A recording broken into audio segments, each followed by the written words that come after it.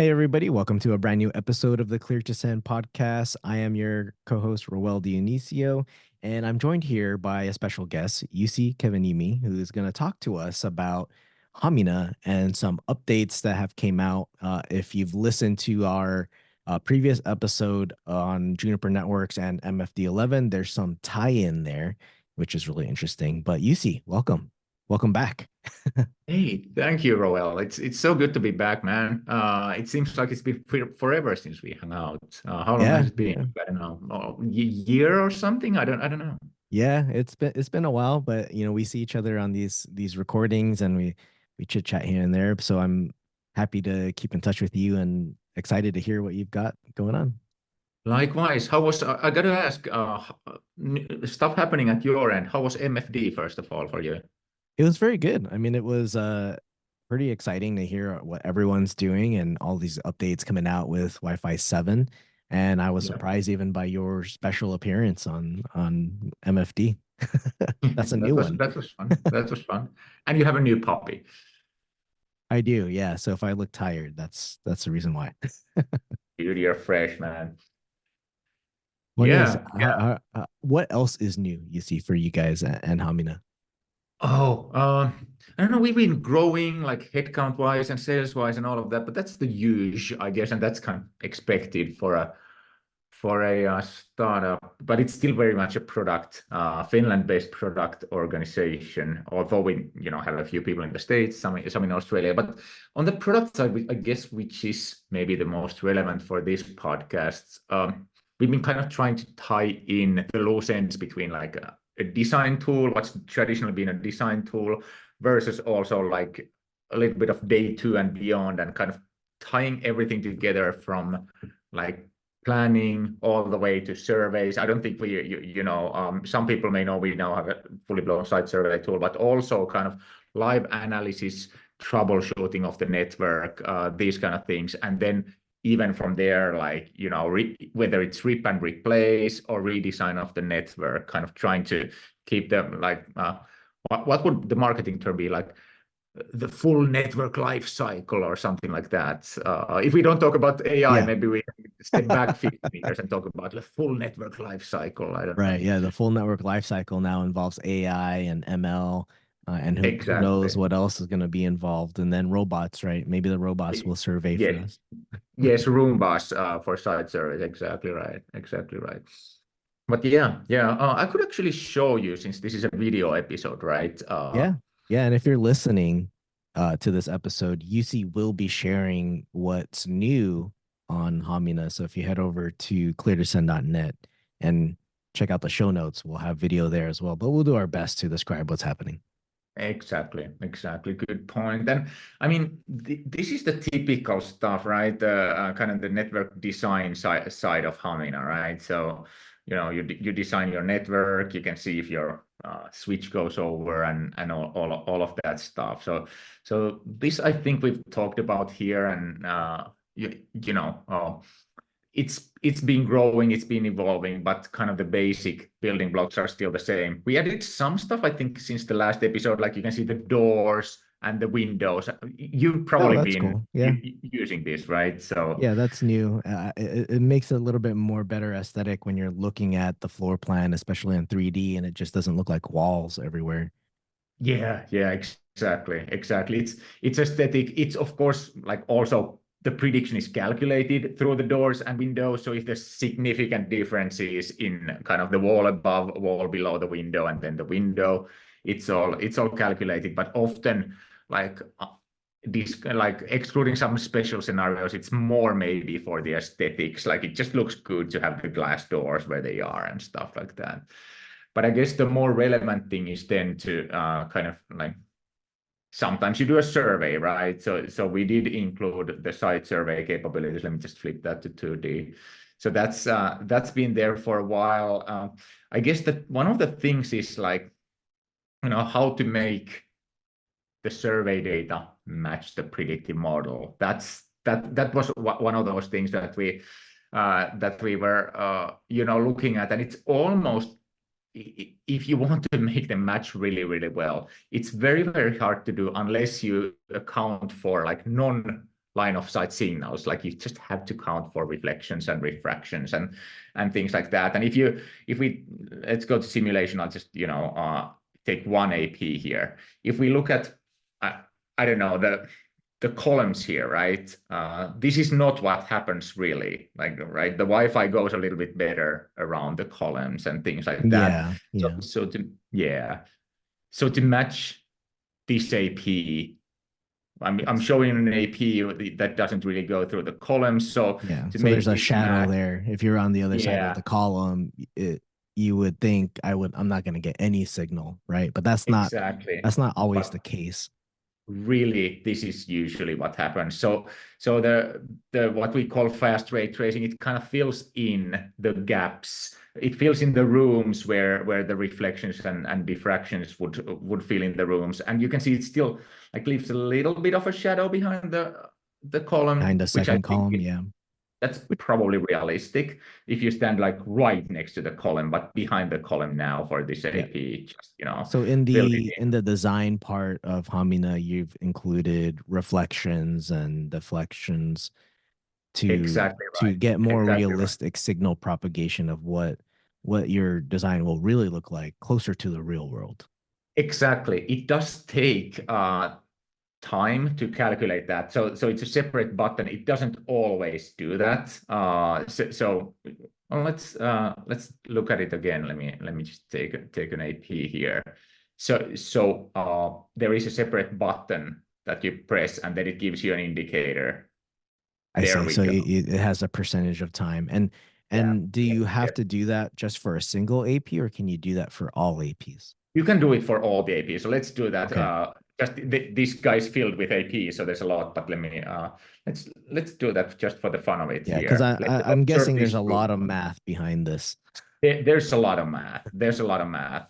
And in this kind of indoor environment, like if it's a dense environment, actually Yeah. it doesn't make that much of a difference. But when you go from here to like a warehouse or somewhere else, that's when it kind of starts to matter more, right? Yeah, because especially if you put up metal racks, there's going to be a lot of reflection there.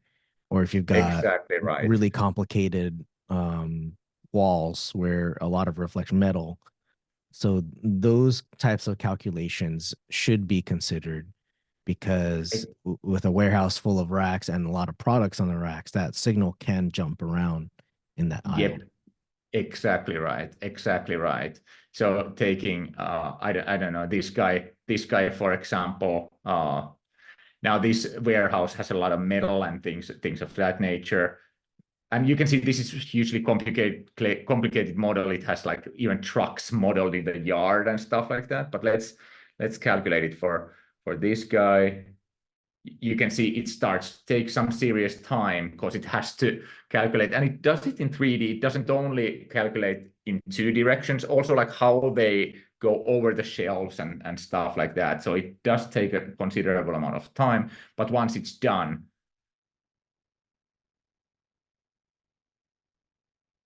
97, 98, Yeah, there so we it's go. yeah, we can see it computing and then the heat map starts to change as it Yeah, finishes that computation. But I think for warehouses, this is something that you would really want to know when you're placing exactly. access points because some environments you might look at this and go, well, I don't know if this AP will actually cover the intended area or even some other Yep, areas due to the reflection. But I think exactly. it's a good thing to calculate. Absolutely, absolutely.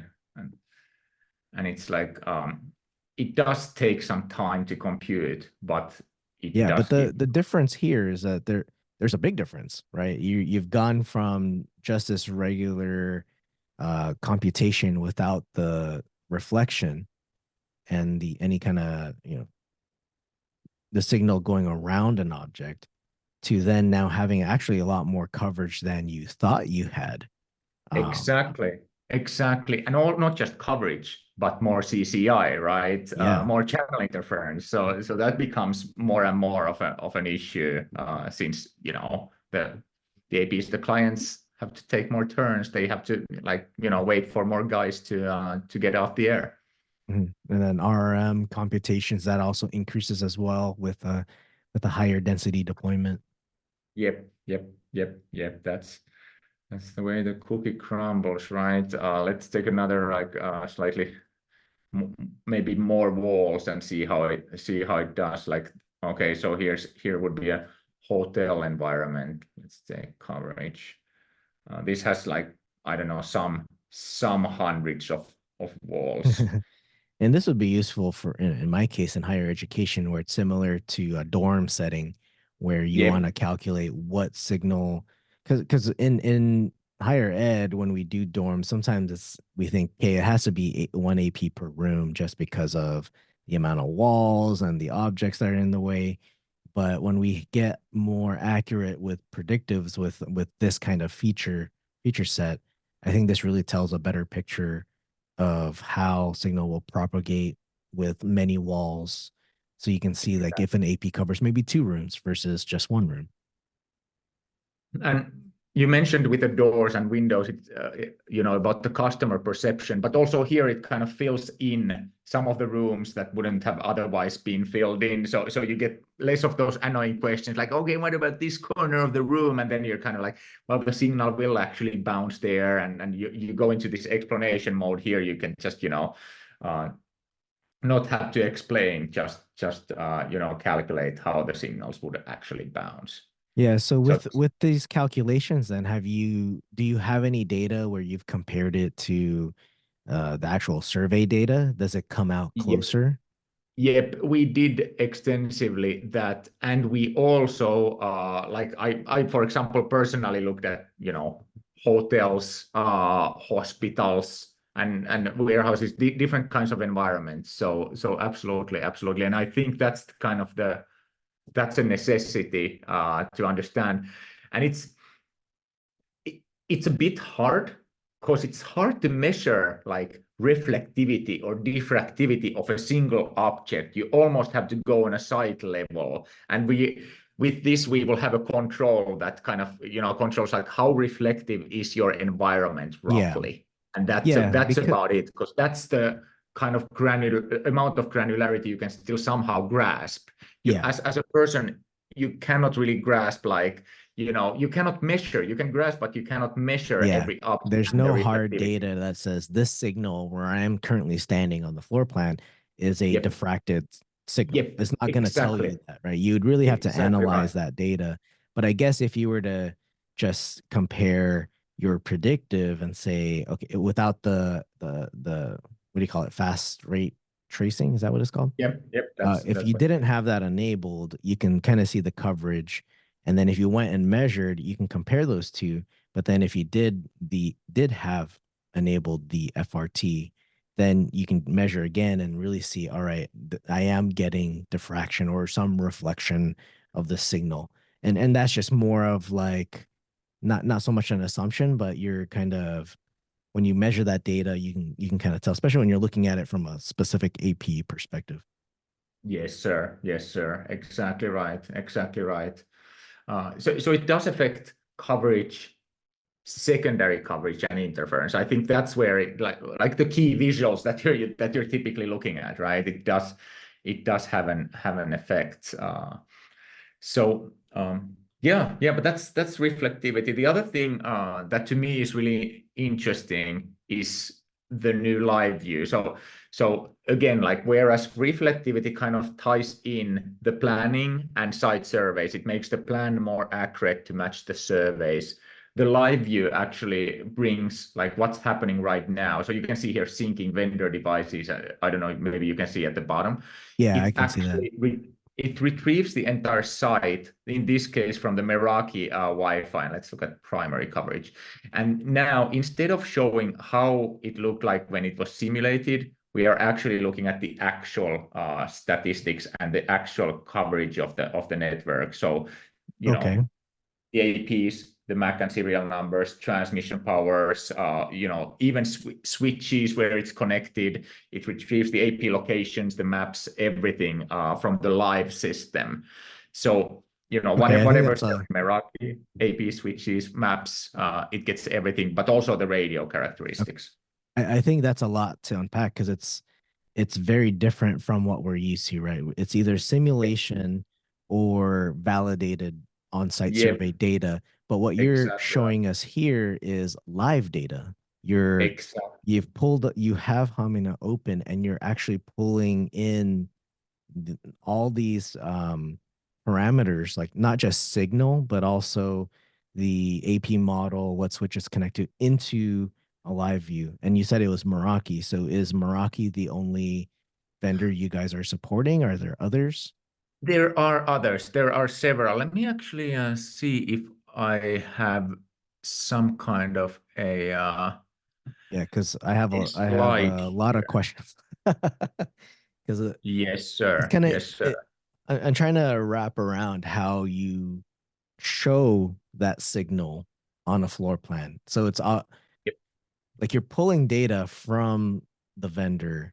So is Mhm. it more API based type data, and it's because you're grabbing the transmit power, you're able to know what that signal is? Does it also get data from a neighbor AP to say, oh, I also see this AP at this signal, so that helps with the calculation? Yep, yep. Let me I think I should have some slides here that might Okay. explain it a little bit. Like, as you know, we've been doing this like integrations already for a while, but then this is a different Yeah, kind your of a previous case. integrations were kind of pushing your design onto the floor plan of, within the dashboard and helping set those configurations for transmit Exactly. power and channels. So Like this is more of the automatic network opposite now. deployment. Yeah, Yeah. So this is exactly. more, okay, the network is already operating. I want to see what it looks like. So the data's coming in the opposite direction. You're pulling it from the vendor on into Hamina. And now you've got Exactly. now Exactly. there's two-way integration.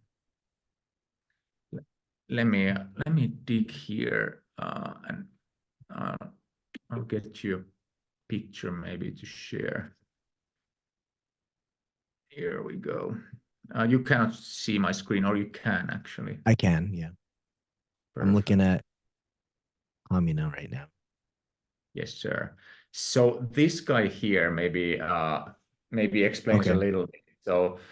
So we get like everything we can from the live site, whatever the vendor provides us, like in the case of Meraki, Juniper, Arista, like maps, AP locations, transmit powers, channels, channel widths. So that channels and channel widths, so that it's not just coverage and secondary, it's also interference and things of that nature, and all the AP names and even the switches, which AP is connected to which switch, and then we kind of mishmash that with some Hamina magic for like accurate prediction. And if you have drawn walls, that's great. We utilize that. If you haven't drawn walls, however, that's an interesting case. Like if you haven't drawn walls, then with some vendors we can actually work around that. And this is what we talked about at MFD as well, right? So for example, in this case, there is no walls, right? No walls drawn, but still the coverage is very like unequal and not circular, and so Yeah, in there's this some case. attenuation going on. Exactly. Here you can see the offices, so they attenuate more and stuff like that. So in this case, we use AP to AP data, right? How every AP hears every other AP, and then based on that matrix, that's actually a lot. Even on like let's say this one is 20 APs or something like that. That's a lot of data, and then we can actually start like looking at, okay, since these guys hear it like this and these guys hear it like that, let's build a propagation model around that. Even if you don't have walls, you can still see like, the non-circular, pretty accurate Wi-Fi coverage prediction for this AP. So this to me is really fascinating. You And that's don't need the fast. walls anymore because we learn the environment based on Yeah. how all the APs see the other APs. Not even survey data needed. Sure, survey data will make this even more accurate, but Yeah. like But this is something than nothing, where you would yeah, have to send somebody on site to get validation survey data. But one thing precisely. that comes to mind is when you've got this live view and you don't have walls drawn, I'm wondering how accurate it is now to know the attenuation of the wall or any kind of object that the APs have in between them.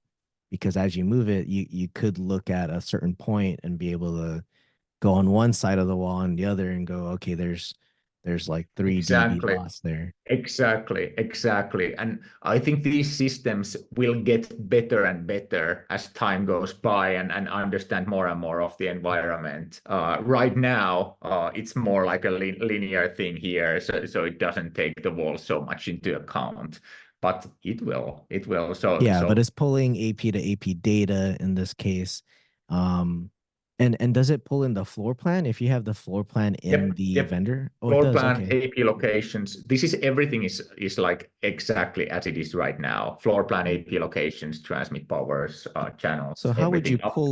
how would you pull up a floor or a site? So if I'm in Meraki or Juniper, I guess if you've got the API key in Hamina, That's like, do that's you just exactly pull up right. all the sites there? Yep, yep. We could actually check it out. So let's build one uh, from scratch. Yeah, dude, on my San Francisco high rise Yeah, office. exactly, exactly. High roller. So let's get your let's say Juniper Mist Okay, so system here. you do a new project and you do an import. You you you Okay. you you don't even need to import. You can actually just say live, and then it Oh, will okay. ask you like connect to the Connect to infrastructure. infrastructure. There Okay. we go. And you've got Oh, Arista, Meraki, Mist is in there. Juniper, and coming is Ruckus, Okay. HPE, Next Generation Central, Extreme Networks. Okay. And then you select the organization and the site, and it's actually Exactly. And looks pretty easy to do. this is debug still, but it essentially AP to AP model update. So now it took everything, including the AP to AP data, and then Okay. this is how it's how the network is working right now. And the top numbers here are channels. 2.4 is disabled on this side. We can see the X there. So obviously no clients connected, but there's still, Oh, it shows you although it's clients connected too. nighttime, yeah, it's clients connected, and also like switches and which APs are on which switch. How much is the switch truly, allocating power to the APs and everywhere right now? And it's the whole Okay. picture of the network. So you could even paint a picture of capacity where you've got APs and number of clients connected to those APs in a given area. That would help with either Yep, live troubleshooting and also exactly seeing right. signal. Exactly right. Would you be able to also pull in client data into these heat maps and maybe get a client experience heat map as well? Is that It something you guys depends have on considered? what the vendor provides. Some of the vendors do provide quite rich data, and this is just version one, right? So you Yeah. can imagine like what all can we get from different vendors, and some of it might be their secret sauce that they are willing to, push out to third parties via the API. Hmm. We'll gladly ingest all we Yeah. can. There's a lot already in the current APIs we're not using, Yeah. but Because I'm imagining with the SNR heat map, that's all predictive. But now with this live view, you could probably pull in client SNR, actual client SNR, and get a realistic number there. And yep, and yep. possibly even narrow it that specifically down to the type of client, whether it's a specific Mhm. Android version or Apple version, um, laptop. I think it opens up a lot of different options given that there's API access and you're pulling in this data into a heat map. Um, Exactly. I would agree with that. I would agree with that. And like this is just, this is the yeah, current amount of data. it's a lot of And data like AP to AP neighbor signals, the floor plan, scale, yeah, where the AP locations are with their channel and transmit power configuration, the channel width, AP name, MAC and serial. So you can even use this to verify your installation. Let's say I was remote and an installer went out, did everything, and I had a specific way that all these APs should be connected. I could verify all of this just by pulling it into Hamina, being able to see, all right, is the AP where it should be? Like I can check the coverage and be like, hey, in my predictive, I was supposed to have coverage in this corner, but I'm not seeing that coverage anymore. Go exactly. check out that Ex AP. Yeah, and like even AP orientation, like some of the vendors have automatic orientation detection and things like that. And Hmm. there's a lot you can do. There's So a you're lot you can saying do. even with the orientation, if it was wall mounted, you could display that here in the live view as well. It's already there. So let's take Oh wow, this okay. this guy here, and then ceiling. This guy's ceiling, for example. So it's actually detected, and some of the vendors can actually like not how it was just inputted by user, but how it truly is based on the Right. accelerometer in the AP. Accelerometer of the AP. Okay. Yeah, I mean, as yeah, long as the vendor is providing that API data to you, yep, could you can get it. So a yep, lot of it is dependent on um, what the vendor provides, and I think what a lot of people want is all these vendors to open it up and be able to have these integrations because obviously an AP yep. vendor doesn't have these tools, right? They don't give you That's the it's heat not mapping their tools and all that. yeah, it's not their core, right, to Right. provide these kind of mapping tools, whereas it is very much our core to provide like anything that comes to simulation, survey, and then also like how the situation is like. That's Yeah. And I think seeing this, right, to me, I find this very useful, especially when I can't get out to a site and be able to see what the conditions look like, or at least get some information of, all right, do I have coverage in this room because somebody said there was no coverage. I guess some people will start to ask, like, does that mean we don't have to do validation surveys anymore? Is that the no. case?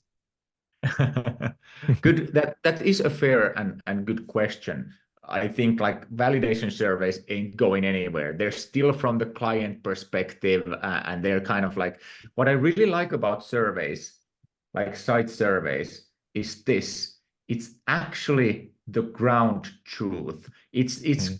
Indeed the ground truth. Like it has you actually indicated where your ground level device is all the time, and Yeah. that's impossible to achieve.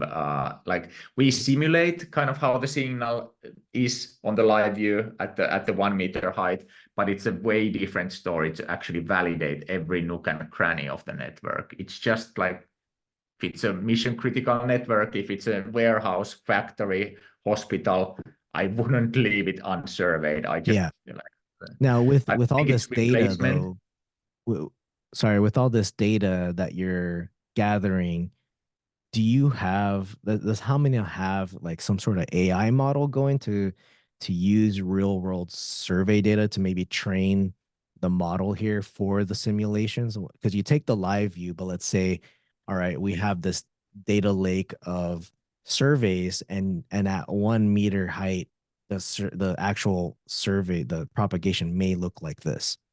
Yep, it's in the works. So Okay. it helps to have thousands and thousands of survey projects, and then but there's a few things, right? One of them is the data lake. The other one is kind of the science and Yeah. tuning the neural network, and it takes some time to make these things really, really, really well. So Hmm. if I claimed like currently there's boatloads of AI, no. I'd be tempted, like my marketing side would be tempted to say that no, that's not the case, but it will be the case. Yeah. Well, even with this validation data, you were a guest on Juniper's MFD presentation. I don't know if you were there when they had talked about the client agent. So to me, now I start to wonder, all right, maybe we can put client agents on these devices and use that API data to pull into a heat map, and now you have it from the client perspective without having to go Right. on site to do a validation. Absolutely, and that's I think what the missing piece in the client agent is the absolute location of the device, right? Because we don't know exactly where it is. So Yeah, like mapping things out right. is more difficult. But there's a lot of things that But it hey, could be like it's very, it's very useful Juniper for. Mist, right? They got that location BLE array. The client agent can provide more information with its True maybe that, true precise that. location. I think maybe it'll get there. Because Yep, to me, yep, that's yep. what I found most exciting. Absolutely, absolutely. And for now, for us, like this is, I don't know if you can see my screen, but this is kind of like Yeah, you're looking at it what is from an iPhone perspective now. yeah, exactly. This is the iPhone. So it's like with us, it's not an agent. It's just a full like it's a full survey app rather for at least for now. But who Yeah. says that this couldn't also have some kind of an agent in it moving forward? So, Yeah, and present some more information yeah. to your dashboard there. But also when you pull that up, I saw AP on a stick. Is that something you guys are doing now? Yeah, yeah. I think it will be released this week. So yes, yes, AP on a stick this week, and the reflections that you saw this late this week or early next as well. And Yeah. Okay. I'll go. Very cool. Yeah, I think those are features that for a lot of the complicated environments, like warehouses, that's what's really useful for us where we need to get more exact data for the predictive. But hey, I Yeah, mean, we talked about live view, potentially client agent with Juniper. You guys already tie in with Juniper Mist. I would say like in the very near future, using the client agent with a bunch of devices, getting their locations, maybe even using fine time measurements supported by yeah, clients to further feed that information and use AI to go, here's what signal actually closer to the client looks like as you bring yeah. in the live view. And when we get to that point, we probably wouldn't need a lot of validation surveys done on site. And I think that may go down the wayside years. Now, I wouldn't say it's like next year, but maybe years down the road, it might not be required anymore as long as I guess device manufacturers open up that a little bit, right? Because right now, device manufacturers are the ones really locked in where we don't get as much access due to privacy Agreed. or whatnot. But Everybody needs to play ball. yeah, and I think it'll get there. I mean, they're starting to realize how critical Wi-Fi is, and if Yeah. everyone kind of points the issue to the clients, then they'll have to do something and open it up. And I think we saw that with Apple, where they closed it and then started to open it up again, and at least give some information. But Yeah, I think where you're going with Hamina is actually really good. It's impressive to see even just a live view. That's not something I had even thought about requesting. It wasn't even something I thought you could do with the API. So I think it's pretty innovative to do that and very useful for many people who just are a lean team and they don't have survey people they can send out. And it is hard to find someone who could do a validation survey properly. But with the live it view, I'm is. able to just do a quick check, right? It may be one of those things where you go, all right, I have the live view. I see a section where we do need someone to go out and do a validation survey. Exactly, exactly. And I think it started from I know Rowell, you need to go soon, but let me see if I can find the screen share here. I think it started from this problem, like the whole Mm, live. You cannot find it on our feedback board, but the challenge is like when you start troubleshooting, like come from the top, and then there's your first level support, and then your network engineer, and then your CWNE, and like often it seemed like the first time anybody looks at RF is you have to do the site survey, you have to do the yeah, site survey. yeah. Sure, it's beneficial for us. The more site surveys, the more site survey devices we sell, but we just felt it maybe it wasn't the right thing to do. So we tried to move this arrow kind of as Hmm. high as possible up the food chain. Okay. That was the kind of driving force Yeah, I think that behind. was the right thing to do because there are many environments where it is impossible to do a validation survey. And I'll take dorms as a good example. I don't think there's any good time you could walk into a dorm, multiple dorms, and be able to successfully do a validation survey unless the students themselves are totally on board. And even when I've done communications with the right people and they tell the students, hey, someone's going to be walking into each dorm, just the fact that you got to knock on every door, it takes so much time. You won't do a full multi-story dorm within a day. Um, you I can know. barely get through a whole floor within a day sometimes. And so And and having this same with data, hospitals. Same yeah, with and hospitals, for example, knock on every door, and yeah, they might be busy. So exactly. um, and that's why it's like this is maybe a call also for all the vendors, like that AP to AP data, for example. It's Hmm. crucial for making like accurate assessments without walls and stuff like that. So if Yeah, only everybody exposed their AP neighbor APIs, yeah. And some of that would be, I guess, I don't know if a vendor would consider that as their secret sauce because it does sound like RRM data, right? come Because a on, lot of it's yeah, that feeds exactly. It's RRM. normal. Like RRM and other RRM, couple of other things need it anyway. Every vendor has the data, Yeah. but will they expose it? That's a different thing, of course. But that's fine. Baby steps. I would Well, say like what you said about site surveys, I agree. Kind of the trend will be slowly getting less and less, whether we wanted it or not. yeah, But it's still like for any crucial environment, there's no going around that. But let's yeah, say you didn't do your survey, you thought everything is drywall, and then it ended up being concrete. yeah. The AP to AP stuff, like it can and it will reveal that kind of like drastic Yes. differences between your plan and the live situation, and it will help in troubleshooting as well, I Yeah, I think. agree. I think it'll make you come to a conclusion faster, right? Or at Yeah, least get to a root cause faster. yeah, What yeah, about um combining validation data and live view data? Do you think that would be possible? Like someone did yep. a validation survey, but one section looked kind of weird. Would you be able to combine both, take that validated data and then also pull in a live view to get Yeah, kind of absolutely. a mix? Just like we combine now AP to AP data and kind of live transmit powers and stuff like that, and we can throw in like walls to make it more accurate and stuff like that. Certainly, if you don't have AP to AP data, then we can supplement the transmit power data with walls. It's the same thing with the survey data. It's just in a way survey can teach us about the environment. It doesn't have to be just a snapshot in time.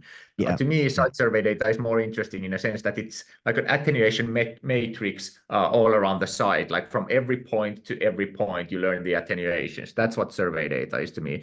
That's what AP to AP data is, but on a less granular level. Yeah. Survey data is kind of the attenuation map on a very Yeah. granular Yeah. AP level. to AP is like hearsay, like I heard you from here. It's Yep. not truly verified. Like I don't know what's happening in between and whatnot. Exactly right. Exactly right. It helps, but it's not the ground truth. Yeah. Well, what about let's say if I'm troubleshooting from the live view, I get it. I see that one AP, it's at a transmit power level, but it's not covering a certain room. Can I pull that into simulation and then say, okay, what happens if I take that live view, increase the transmit power, show me what that would look like? Would that be I'm something glad possible? I'm glad you asked. Let's take that as an example here. So here we have a site, right? Let's take out all the APs from the simulation. All right. Mhm. Choop. And then I want to start masking this live situation. So let me just take live, copy the access point, paste the APs. There we go. We have a starting point. And what's So all you copied did is is not just the copy and paste locations, it's everything. So, and then what would happen if I move this AP, this live AP the here, signal and this guy changes. here, Okay. this guy here, so yes, very much like this remediation planning, improvement planning, refurbishing of the net, or like what is it called, redesign of the network, all Yeah. of that. And let's say, oh, let me actually simulate like what would happen if I actually switch these to AP45s. Well, that's it. So Mm. pretty quickly you can do all kinds of different what ifs. Okay. So all you did was from the live view, copy and paste it into the simulation. So it Yep. took the same what it saw in the live view and put it into simulation. And that's your quote unquote live view, your copy of it. Then you can Yep. modify it from there. Exactly. And Okay. that's why we want to keep these guys like kind of in their Separate. own boxes. You never mess with the live view. you cannot even move the APs in the live view. Simulation data or survey data is also holy. You don't mess with the survey data. You can move the APs to their right locations. That's it. But in simulation, that's your sandbox, man. And if you want multiple sandboxes, just duplicate and you have, sandbox 1, sandbox 2, sandbox 3. Yeah, because someone could be like what you showed, changing the AP models. Like, here's my live view. I'm gonna put this in simulation. I'm gonna upgrade my APs or change the AP models. Does that Exactly. does Let's that put a coverage wall look the mount. same? Exactly. Wall mount, put it here. Absolutely. Yeah, because I think it would be great for upgrade procedures. Like someone saying, let's upgrade the APs. Am I gonna get the same kind of coverage? Or what happens if we remove this AP? It's Exactly. a great way to at least verify what you're planning to change and at least not do it from the dark, right? You're not shooting in the dark here. Yep, exactly. Exactly. I would concur. That's pretty interesting. I like the integration. It's probably one of the coolest things I've seen in a while because that helps me a lot. I know it's a big pain point for me to get a bunch of validation surveys done, but now it's just bringing in a live view and at least just doing the spot checks, right? And I know it's not your replacement for a validation survey. That hasn't happened yet, but this gets you so much further because maybe you don't need the validation survey. And if no users are complaining and you can check the live view and show that everything looks pretty good from at least AP to AP data and seeing the attenuation, uh, for me, I would just be like, hey, we don't need to send somebody there to do the validation survey. While it is part of our process, like part of the process is also end user feedback. Like, are users having issues here? If not, it should be very close to what we had done in design in the predictive part. Yeah, yeah, yeah. I would So agree. so We're not there yet. let's say we did the install. Should there be a period of time that we wait? Should that be like the wait a period of RRM to kick in, or should we just pull that data in right away the moment the installation's done? Great question. Great question. And you've certainly sat your Juniper MFDs and your Juniper training classes, right? Because it takes, and Cisco and everybody, right? It takes some time for the RRM to settle in. So I definitely I wouldn't judge the network immediately, after. And you definitely want to give it some time. And then it's also interesting to look at absolute metrics, like if the client health in the let's say looks actually okay, then does it matter if you have a little bit of CCI? Like Yeah. extensive CCI you want to eliminate, but a Yeah. little bit of CCI you actually might want it in some cases, like slightly wider channels, clients on and off the Hmm. air like more quickly and stuff like that. So Yeah. so definitely also like when looking at the live view, I wouldn't be like just a little bit of common sense and also Yeah. understanding for the RRM. It doesn't only target to minimize, for example, CCI. It may have other factors at play. Right. For So example, the the health time, of the even the client. time you pull in the live view, if I'm doing this live view of an office at 12 o'clock in the morning, you probably don't have the accurate because it Yep, hasn't made its RRM exactly. adjustments for when people come into the office. So you probably want it Yep, for when it's mostly populated. Of course, you want furniture installed already and put in their right places. Um, so it should be a fully up and running operational environment to get that yep, live view. So yep. yeah, you need some common sense. It's not, you can't just pull the data. There's no walls, there's nothing, but they hung the APs. It's not gonna help you. Yeah, exactly. It's like survey without walls or survey in an empty warehouse without anything on the shelves. Like what's the use? And Yeah, yeah. cool. Well, I think that was great. You see, I think that's a lot of cool information that came out, a lot of good features. Can you remind us again when that feature becomes available for everybody? June. So we're a couple of days from June as we record this. So June 2024, this will be out. The live view, AP to AP, and yeah, the fast ray tracing will already be out when this Okay. airs. AP on a stick will already be out when this airs. So but Awesome. yeah, it's gonna be an interesting summer, and this will be kind of the live view will be, at least for now, it will be free for any Network Planner Plus customer. So if you have Okay. kind So of you need to have the Network Planner Plus license in order to use it. yeah, correct, Okay. correct. It Got taps it. into those infrastructures. Awesome. But Well, thank you, UC, for coming on the show to talk about the latest developments of Hamina. Where can people go to find you or learn more? that's a good question. Hamina.com, or just find me on LinkedIn or wherever. If you Google Jussi Wi-Fi, Jussi Wi-Fi, you'll find me. Or ask Rowell. All right, you know where to find me. Yeah, so if you go to clearsend.net, we'll have the show notes. We'll include some images so you know what it looks like if you were just listening to the episode. You can also go there to find the YouTube video, and then we'll include links of where you can find more information. But UC, I want to thank you for joining us here on the show, and I look forward to having you on in the future when newer developments come up. Well, likewise, thank you so much, thank you so much. And how many episodes are we in now? 300 something. Yeah, Will this be 333? Is that Donald Duck's car, or is no, 313 that one's already in the books, but Oh I actually man. don't know which number it's gonna be. But we'll have a short link out for everyone to click on and it'll go right to the episode.